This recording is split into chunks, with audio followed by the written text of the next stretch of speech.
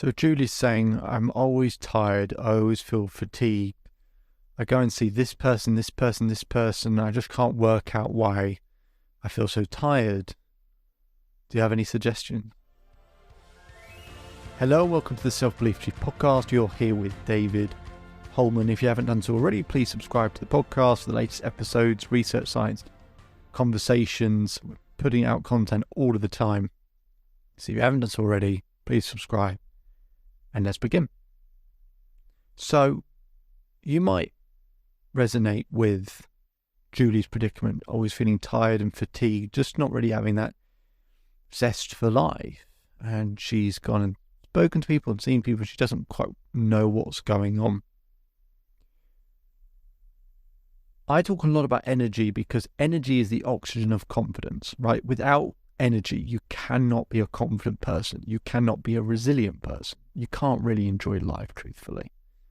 You need to have energy, but you need to have the energy, and the point around confidence is the energy to perform the abilities that you have at your best. So I look at about 10 different areas that affect people's energy levels. You'll have heard the expression, you are what you eat. Well, here's what I said to Julie.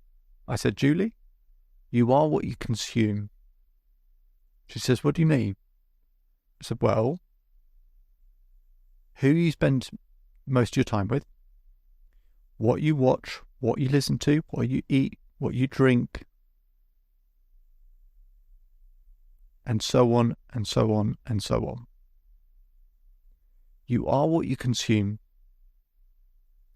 So if we have habits in most of those areas, that would cause us to feel drained, more stressed, more uncomfortable, more sloppy, then of course we're going to be tired. So I go through some of these things with her. I asked her, Julie, what do you watch? She goes, I love serial killer and crime documentaries. I said, okay. Do they make you feel stressed and anxious? She goes, yeah, actually they do. Okay, all right. So does stress and anxiety cause people to feel tired and fatigued? Yeah, okay. So I'm not saying don't ever watch them. I'm saying we're going to have to think about, are we watching them too often, too consistently? I said, how much water do you drink, honestly? She goes, David, I don't really drink water. I said, right, okay. So do you think people who are dehydrated, do you think they have more energy or less energy? She said, less energy. I said, okay. So I keep going through all of these things, all of these different areas, and she has bad habits like lots of us do. But I wanted to point something out to her that I think a lot of people get wrong that you can very simply get right. Just an overarching point. One of the things that causes a sense of tiredness and fatigue amongst, lack of sleep and everything else, is actually if your environment, your internal environment, your body and what's going on inside is too acidic. The reason our body holds onto fat is because if there's too much acid in the body, it holds onto fat to protect the vital organs. When our body becomes less acidic and more alkaline, then our body goes, we can let go of some of this fat because the body's not so acidic, so we don't need to protect the vital organs in the same way. So a really simple thing you can do is just create a more alkaline environment. Right? Not to solve or fix anything, but it's just a good thing as a sort of precautionary thing to do in your life.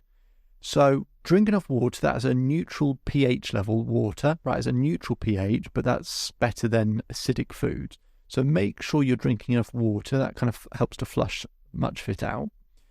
And then in terms of diet, this is when we get into your greens, nuts. You can do a simple Google search and just look up alkaline foods. And my thing isn't about preventing people eating X, Y, Z or stopping someone do this, that, the other. It's just that if you're going to do some of these things, you need to increase your alkaline intake to support that. So, for example, bread is an extremely acidic food. So is lobster. Lobster's acidic because it's, lobster's found at the bottom of the sort of seabed and where lots of acidic materials may also well be.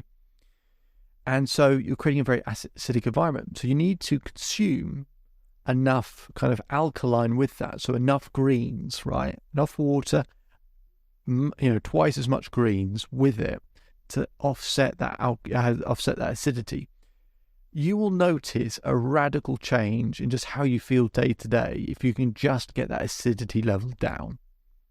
If you can get that down, you will feel brighter, you'll feel sharper, your brain will feel less foggy, you'll feel less tired, you'll feel less fatigued. And it's a very simple change that after about 2 or 3 weeks of Julie doing that, she started to feel revitalized. She started to feel more energetic, more passionate, more excited about things. And it's just such a simple adjustment that you can make.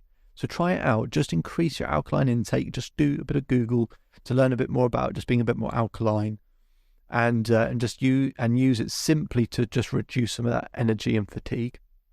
My name is David Holman. If you change today will change your life. So enjoy the rest of your day.